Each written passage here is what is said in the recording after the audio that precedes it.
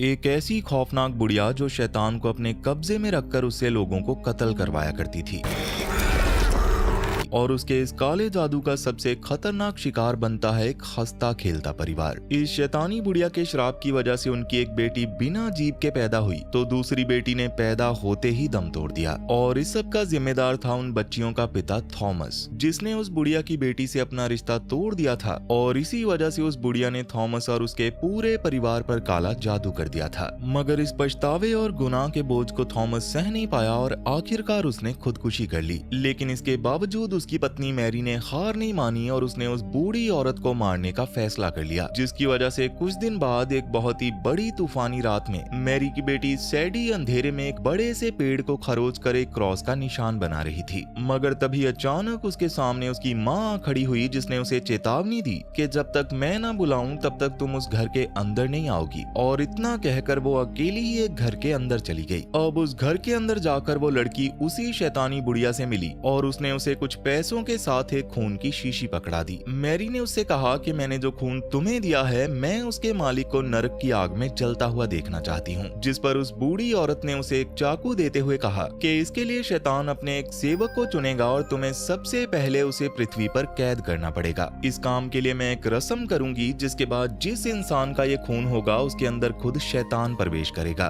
और जब लड़की के मुंह से 3 शैतानी उंगलियां बाहर निकलेंगी तब तुम्हें उसके शरीर पर क्रॉस का निशान बनाना होगा, क्योंकि ऐसा करके ही तुम अपने मकसद में कामयाब हो पाओगी। अब इस सब के बाद उस बूढ़ी औरत ने वो खून पी लिया और रस्म शुरू कर दी। लेकिन देखते ही देखते उसके साथ बहुत अजीब घटनाएं होने लगी और तब उसे पता चला कि जिस खून के जरिए उसने रस्म शुरू की थी वो किसी और का नहीं बल्कि उसी बुढ़िया का खून था। इसी दौरान मैरी ने अपना नाम बताते हुए उस बूढ़ी औरत के गले पर चाकू से क्रॉस का निशान बना दिया। लेकिन तभी घर के अंदर मैरी की बेटी सैडी भी आ गई, जिसे देखते ही बूढ़ी औरत के अंदर मौजूद शैतान ने उस पर हमला करने की कोशिश की, पर सैडी ने शैतान की एक उंगली ही चबा डाली। जिसके बाद मैरी अपनी बेटी को लेकर उस घर से बाहर निकल गई और आखिरकार शैतान उस बूढ़ी औरत के अंदर ही कैद होकर रह गया।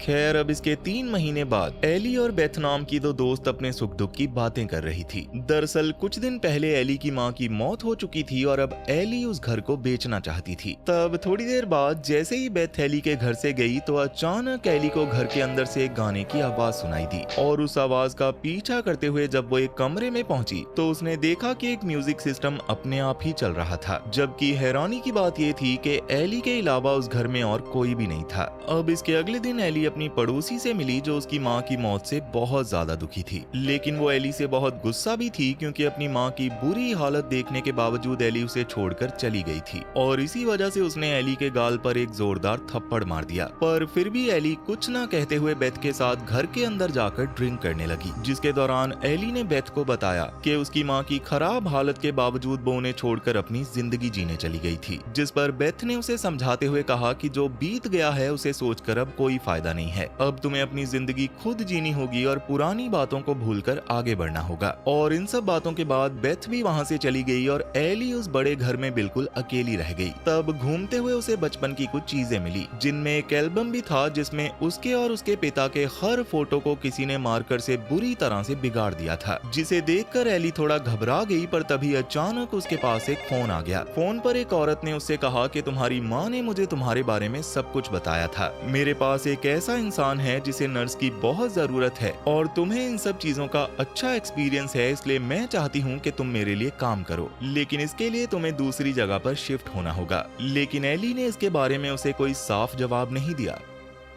खैर, अब इसके थोड़ी देर बाद जब वो बेथ के साथ एक ब्लड डोनेशन कैंप में अपना खून डोनेट करने गई तो बेथ की नजर उसके हाथ पर बने एक अजीब से जख्म पर पड़ी, जिस पर एली ने उसे बताया कि बचपन में एक दिन जब मैं सो रही थी तब मेरी माँ ने अचानक मेरा खून निकालना शुरू कर दिया था और ये जख्म उसी वजह से हुआ था, लेकिन मुझे आज तक नहीं पता चला कि उन्होंने ऐसा क्यों किया था। अब उसी रात जब एली सो रही थी तब उसे अपनी माँ का एक डरावना सपना आया, जिससे एली घबरा कर उठी और फ्रेश होने के लिए जैसे ही बाथरूम में गई तो तो उसके पीछे किसी आत्मा की परछाई दिखाई दी और देखते ही देखते उसे अपनी माँ की आवाज सुनाई देने लगी, जो बार बार एक ही सवाल पूछ रही थी कि मेरे बुरे वक्त में तुम कहाँ थी। तब उस आवाज का पीछा करते हुए एली एक कमरे में पहुंची, पर तभी अचानक धीरे धीरे कमरे का दरवाजा अपने आप ही बंद होने लगा, जिसके बाद एली ने देखा कि उसकी माँ की आत्मा उसके सामने खड़ी थी और ये नजारा इतना भयानक था कि एली डर के मारे कांप उठी। अब इसके अगले दिन एली ने ये सारी बातें बेथ को बताई, लेकिन बेथ ने उसकी किसी भी बात पर यकीन नहीं किया। बेथ ने एली को डॉक्टर को दिखाने की सलाह देते हुए कहा कि शायद तुम्हारी माँ की मौत के बाद तुम्हारा मानसिक संतुलन हिल चुका है, इसलिए तुम्हें अब मेरे साथ ही रहना चाहिए। जिस पर एली ने कहा कि मैं बिल्कुल ठीक हूँ, पर मुझे ये समझ नहीं आ रहा कि मुझे अब क्या करना चाहिए। तब इसी दौरान वो म्यूजिक प्लेयर अपने आप ही फिर से चल उठा और उसमें वही गाना बज रहा था जो एली की माँ अक्सर सुना करती थी। और उस गाने को सुनकर एली ने ये फैसला कर लिया कि वो नर्सिंग का काम करेगी, ताकि एक नई जगह पर शिफ्ट होने के बाद वो अपनी पुरानी यादों को भुला सके। इसलिए थोड़ी देर बाद एली और बेथ उस घर की ओर निकल पड़ी जहाँ एली को नर्सिंग का काम मिला था, पर वो जगह जंगल के बिल्कुल बीचों बीच थी और उसके आसपास कोई घर या फिर ऐसी कोई चीज नहीं थी, जिसे देखकर बेथ ने एली को चेतावनी दी कि तुम्हें यहाँ अकेले नहीं रहना चाहिए। पर उस घर को देखकर एली को याद आया कि बचपन में वो अपनी माँ के साथ यहाँ आ चुकी थी। इसलिए बेथ की बातों को अनसुना करते हुए एली घर के बाहर खड़ी एक लड़की से मिली, जिसने अपना नाम एल्मा बताते हुए कहा कि मैंने ही तुम्हें नर्स के तौर पर फोन किया था ताकि तुम मेरी मदद कर सको, लेकिन तुमने अपना फैसला लेने में बहुत देर कर दी, इसलिए हमें जल्द से जल्द काम पर लग जाना चाहिए। जिसके बाद वो तीनों लड़कियां घर के अंदर चली गई, जहां एल्मा ने एली को बताया कि तुम्हें मिस एम्ब्रोस नाम की एक बूढ़ी औरत का ख्याल रखना होगा जो कि कोमा में है, और कहा जाता है कि उनकी एक बेटी भी थी, लेकिन अब उसका कुछ भी नहीं पता। जिसके बाद जैसे ही वो तीनों उस बूढ़ी औरत को देखने गई तो एक चौंका देने वाली बात सामने आई कि वो औरत कोई और नहीं बल्कि कहानी की शुरुआत वाली वही श्रापित औरत थी। तब एल्मा ने एली को उसकी जॉब के 3 नियम बताए। पहला, यहाँ तुम शराब नहीं पी सकती, और दूसरा, यहाँ कोई मेहमान नहीं आएगा, और तीसरा था कि कुछ दिनों के लिए तुम्हें यहीं रहना पड़ेगा। और ये नियम बताने के बाद एल्मा एली को उसका कमरा दिखाने ले गई, पर उनके जाते ही उस बूढ़ी औरत ने अपनी आंखें खोली, जो कि पूरी तरह से काली हो चुकी थी। अब इसके बाद एल्मा ने एली को उसके काम के लिए कुछ एडवांस पैसे दे दिए और वहाँ से जाने लगी। पर जाने से पहले एली ने उससे पूछा कि आप मेरी माँ को कैसे जानती थी और उन्होंने आपको मेरे बारे में क्यों बताया। लेकिन एल्मा उसकी बातों को अनसुना करके अपनी गाड़ी में बैठकर वहाँ से निकल गई। जिसके बाद बेथ ने एली से कहा कि मुझे इस औरत का रवैया बिल्कुल भी पसंद नहीं आया और तुम यहाँ पर बहुत बुरी तरह से फंसने वाली हो, क्योंकि ना तो तुम्हारे पास गाड़ी है और ना ही तुम सेल फोन यूज करती हो, और अभी हम जिस जगह पर हैं ये पूरी तरह से एक जंगल है। अगर तुम किसी मुसीबत में फंस गई तो ना तो तुम किसी से संपर्क कर पाओगी और ना ही किसी को कॉल लगा पाओगी। मगर एली ने बेथ की एक भी बात पर ध्यान नहीं दिया, क्योंकि उसे वो जॉब चाहिए थी। मगर फिर भी बेथ ने घर का लैंडलाइन नंबर एली से ले लिया और अपनी गाड़ी में बैठकर वहाँ से निकल गई। तो अब बेथ के जाने के बाद एली उस बूढ़ी औरत के पास गई और उसे अपने बारे में बताने लगी। लेकिन उसे चेक करते हुए जैसे ही उसने बुढ़िया की चद्दर को खींचा, वैसे ही उसे उसके पैरों पर बहुत सारे घाव के निशान दिखाई दिए, और देखते ही देखते बूढ़ी औरत ने अपनी आंखें खोल ली और उसके मुंह से एक चिपचिपी खून जैसी चीज निकलने लगी, जिसे देखकर एली बहुत ज्यादा घबरा गई। और जब उसने उसे साफ करने की कोशिश की, तभी उसे घर के बाहर से कुछ अजीब सी आवाज सुनाई दी। उस आवाज का पीछा करते हुए जब एली घर के बाहर आई, तब उसने देखा कि दूर से एक छोटी सी बच्ची उसे घूर कर देख रही थी।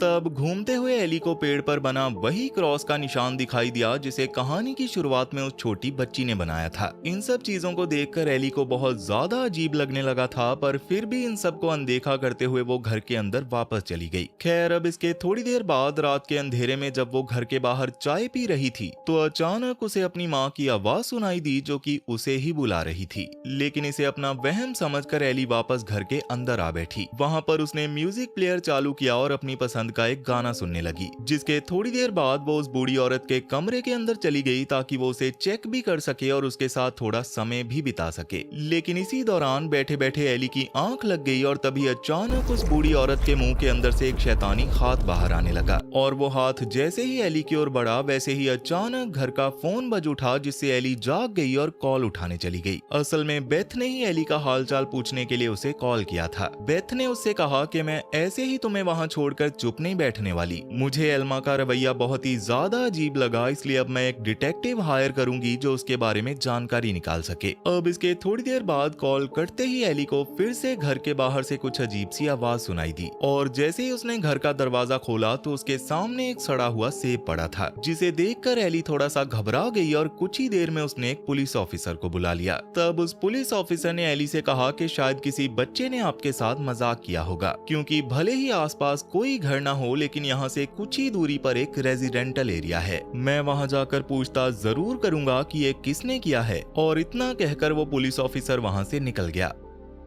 अब इसके अगले दिन जब एली जॉगिंग कर रही थी तब उसे जंगल के अंदर मैरी की बेटी सैडी दिखाई दी, जो उसे कुछ न कहते हुए वहां से भाग गई। अब रात के वक्त जब एली सोने की कोशिश कर रही थी तभी अचानक उसे उस बूढ़ी औरत के कमरे से किसी के बोलने की आवाज सुनाई थी, पर वो बूढ़ी औरत तो कोमा में थी, तो वहाँ बात कौन कर रहा था। इन्हीं बातों को सोचकर जैसे ही एली उसके कमरे में गई तो वहाँ कोई भी नहीं था। पर एली के साथ अब सब कुछ बहुत ज्यादा अजीब हो रहा था, क्योंकि हर रात उसके सपने में उसकी माँ की आत्मा आकर उसे डराया करती और इन सब चीजों की वजह से एली बहुत ज्यादा परेशान हो चुकी थी। खैर अब इसके कुछ दिनों के बाद बेथ को उस डिटेक्टिव से पता चला कि उसे एल्मा के बारे में कोई रिकॉर्ड्स नहीं मिले, क्योंकि मिस एम्ब्रोस के साथ सिर्फ उनकी बेटी डोरोथी रहती थी और अपनी माँ की मौत के बाद सब कुछ उसका ही होने वाला था। लेकिन तभी उस डिटेक्टिव ने एक चौंकाने वाली बात की कि उस घर के बारे में बहुत सी खौफनाक बातें मशहूर हैं और अगर मैं तुम्हारी जगह होता तो एली को वहाँ बिल्कुल भी अकेला नहीं छोड़ता। वहीं दूसरी ओर मैरी और उसकी बेटी सैडी एली से मिलने आई, जहां मैरी ने एली को साफ साफ बता दिया कि तुम जिस बूढ़ी औरत की देखभाल कर रही हो वो जिंदा नहीं है, वो बहुत पहले ही मर चुकी है और उसके अंदर अब एक शैतान पल रहा है। लेकिन एली को उसकी बातों पर बिल्कुल भी यकीन नहीं हुआ। तब मैरी ने कहा कि ये शैतान अभी इस बुढ़िया के अंदर कैद है, लेकिन इसे दुनिया में आने के लिए एक जवान और खूबसूरत लड़की का शरीर चाहिए और इसी वजह से बुढ़िया की बेटी ने तुम्हें यहाँ पर फंसा दिया है। और मैं ये सब इसलिए जानती हूँ क्योंकि कई सालों पहले मैंने ही उसके गले पर क्रॉस का निशान बनाकर शैतान को उसके अंदर कैद किया था और कुछ दिन पहले सड़े हुए एप्पल के साथ मेरी बेटी ने तुम्हें चेतावनी के तौर पर नोट भी दिया था। तब ये सब सुनकर एली ने कहा कि तुम्हारी बेटी मुझे बोलकर भी बता सकती थी, लेकिन उसने मेरे साथ ऐसा गंदा मजाक क्यों किया। और तब सैडी ने अपना मुंह खोला, जिसे देखकर एली घबराकर वहीं जम गई, क्योंकि सैडी की जीभ ही नहीं थी। तब मैरी ने एली से कहा कि कुछ सालों पहले इसी बुढ़िया ने मेरे पति थॉमस पर काला जादू कर दिया था, जिसकी वजह से मेरी पहली बेटी सैडी बिना जीभ के पैदा हुई थी। और कुछ सालों के बाद जब मेरी दूसरी बेटी लिली पैदा हुई तो कुछ ही दिनों के अंदर बहुत ही ज्यादा कमजोर होने के कारण उसकी मौत हो गई। तब इन सब का जिम्मेदार थॉमस खुद को मानने लगा, जिसकी वजह से एक दिन उसने यहीं आकर पेड़ से लटक कर खुदकुशी कर ली और अगले दिन मेरी बेटी सैडी को उसकी लाश मिली थी। पर इसके बावजूद एली ने इन सब बातों पर ज्यादा ध्यान नहीं दिया, पर मैरी ने उसे वापस उस शैतान की चेतावनी दी और वहां से चली गई। वहीं दूसरी ओर बेथ मिस एम्ब्रोस और उसकी बेटी डोरोथी एम्ब्रोस के बारे में जानकारी इकट्ठा कर रही थी, जिसके लिए जब वो उस हॉस्पिटल में गई जहां मिस एम्ब्रोस का चेकअप होने वाला था, तब उसे एक बहुत ही अजीब बात पता चली कि हॉस्पिटल में मिस एम्ब्रोस नाम की किसी भी बूढ़ी औरत का कोई रिकॉर्ड नहीं था। तो अब इन सब बातों को जानकर बेथ को अपनी दोस्त की बहुत चिंता होने लगी और वो उससे मिलने निकल पड़ी, जिसके दौरान बेथ बार बार एली को कॉल भी कर रही थी, पर एली ने उसकी एक कॉल भी नहीं उठाई। लेकिन तभी अचानक उसे एली का एक मैसेज आया कि मैं घर पहुंच चुकी हूं और उस मैसेज को देखकर बेथ ने सुकून की सांस ली और अपनी गाड़ी वापस मोड़ ली, जबकि असल में एली के पास तो उसका फोन था ही नहीं। अब इसके थोड़ी देर बाद जब बेथ एली से मिलने उसके घर आई तो अचानक एल्मा ने उस पर चाकू से हमला करके उसे सीढ़ियों से नीचे गिरा दिया, जिससे बेथ मरी तो नहीं, पर अगले ही पल एल्मा ने उस पर चाकू से फिर से वार किया। वहीं दूसरी ओर रात के अंधेरे में जब एली घर के अंदर अकेली बैठी थी तब अचानक उसे अपनी माँ की आवाज सुनाई दी और उस आवाज का पीछा करते हुए वो उस बुढ़िया के कमरे में पहुंच गई। लेकिन जब उसे वहां पर सब कुछ ठीक लगा तो वो वापस कमरे से बाहर आ गई। जिसके बाद जब एली घर का काम कर रही थी तब एक कारपेट हटाते ही उसे एक खुफिया कमरा नजर आया। उस कमरे के अंदर जाते ही उसे बहुत सी अजीब चीजें दिखाई दी, क्योंकि ये वही कमरा था जहां एम्ब्रोस काला जादू किया करती थी। वहां एली को एक शैतानी किताब मिली जिसके अंदर उन सभी विक्टिम्स की तस्वीरें रखी हुई थी जिनकी जिंदगी एम्ब्रोस ने तबाह कर दी थी, और उन्हीं तस्वीरों में एली को अपने साथ साथ अपने पिता की भी तस्वीर मिली। पर तभी एली को एक शीशी में अपने नाम का खून दिखाई दिया, जिससे उसे पता चल गया कि बचपन में उसकी माँ ने उसके शरीर से जो खून निकाला था ये वही खून था। इन सब चीजों के बाद जब एली उस बुढ़िया के कमरे में गई तो सच में उसके गले पर उसे क्रॉस का निशान दिखाई दिया, जिसे देखकर डर के मारे वो उस कमरे से बाहर निकलने की कोशिश करने लगी। लेकिन तभी वहाँ उसकी माँ की आत्मा आ गई और देखते ही देखते बुढ़िया के मुंह के अंदर से शैतान ने अपना हाथ बाहर निकाल लिया, जिसे देखकर एली बहुत ज्यादा डर गई थी। पर तभी उस घर के बाहर 2 पुलिस ऑफिसर्स आ गए। उनमें से एक पुलिस ऑफिसर ने उसे बताया कि आज रात मैरी नाम की औरत इस घर को जलाने वाली है, इसलिए मैं तुम्हें सुरक्षित जगह पर ले जाने आया हूँ, पर उससे पहले मुझे मिस एम्ब्रोस को भी चेक करना होगा। तब एली ने उसे ऐसा करने से रोकने की कोशिश की, पर पुलिस ऑफिसर ने उसकी एक नहीं सुनी और जैसे ही वो ऑफिसर कमरे के अंदर गया वैसे ही दरवाजा अपने आप ही बंद हो गया और देखते ही देखते कमरे के अंदर मिस एम्ब्रोस ने पुलिस ऑफिसर पर हमला कर दिया। जिसके थोड़ी देर बाद जब एली उस कमरे के अंदर गई तब उसने देखा कि वो बूढ़ी औरत उस पुलिस ऑफिसर का शरीर खा रही थी। तब इस खौफनाक नजारे को देखकर वो जल्दी से घर से बाहर आ गई और दूसरे पुलिस ऑफिसर से मदद मांगने लगी। लेकिन तभी अचानक एक कार ने सीधा उस पुलिस ऑफिसर को उड़ा दिया। उस कार के अंदर से एली ने अपनी घायल दोस्त बेथ को बाहर निकाला, पर तभी उसके पीछे से एल्मा ने आकर उस पर हमला कर दिया। अब इसके थोड़ी देर बाद जब एली को होश आया तो एल्मा ने उसे बताया कि मैं ही डोरोथी यानी कि मिस एम्ब्रोस की बेटी हूँ। आज से कुछ साल पहले तुम्हारी माँ तुम्हें यहाँ लेकर आई थी क्योंकि वो अपने पति पर काला जादू करना चाहती थी, लेकिन उनके पास देने के लिए कुछ भी नहीं था, इसलिए उन्होंने अपनी बेटी यानी कि तुम्हारे खून का सौदा कर लिया। जिसके बाद डोरोथी ने अपनी माँ और एली को एक सर्कल के अंदर लेटा दिया और एक शैतानी किताब से कुछ मंत्र पढ़ने लगी, जिससे पल भर में ही उस बुढ़िया के अंदर का शैतान उसके शरीर को फाड़कर बाहर निकल आया और देखते ही देखते उसने एली पर हमला कर दिया। लेकिन तभी घर के अंदर मैरी घुस आई, जिसने सबसे पहले डोरोथी का गला घोटकर उसकी जान ली और उस शैतानी किताब की मदद से शैतान को वापस नर्क भेजने लगी। लेकिन वो शैतान इतना भी कमजोर नहीं था, वो पल भर में मैरी के शरीर पर हमला करके उसके शरीर को अपने कब्जे में करने की कोशिश करने लगा। मगर तभी पीछे से एली आजाद हो गई और उसने चाकू की मदद से शैतान की पीठ पर एक क्रॉस का निशान बना दिया और देखते ही देखते उन सब ने मिलकर घर को आग लगा दी और बाहर निकलकर देखने लगे कि कैसे वो शैतान अब आग में झुलसने वाला था। लेकिन उस शैतान ने तब भी हार नहीं मानी क्योंकि उसके पास डोरोथी का शरीर अब भी मौजूद था। अब इसके कुछ दिन बाद आखिरकार सब कुछ फिर से नॉर्मल होने लगा। लेकिन एक दिन जब एली हॉस्पिटल में अपनी ड्यूटी कर रही थी तो एक कमरे में घुसते ही उसे वहाँ पर डोरोथी दिखाई दी, जो कि एली की माँ का गाना गा रही थी और उसने वहाँ के सभी पेरेंट्स को मारकर फांसी पर लटका दिया था, जिसका मतलब साफ था कि शैतान अभी मरा नहीं था बल्कि उसने डोरोथी के शरीर को अपने कब्जे में ले लिया था। लेकिन दोस्तों, शैतानी ताकतों और काले जादू का ये सिलसिला सिर्फ इसी घर तक सीमित नहीं था, क्योंकि इस दुनिया के एक दूसरे कोने में एक ऐसी भटकती हुई आत्मा और सदियों पुरानी चुड़ैल भी मौजूद है जो कि अमर रहने के लिए किसी भी हद तक जा सकती है।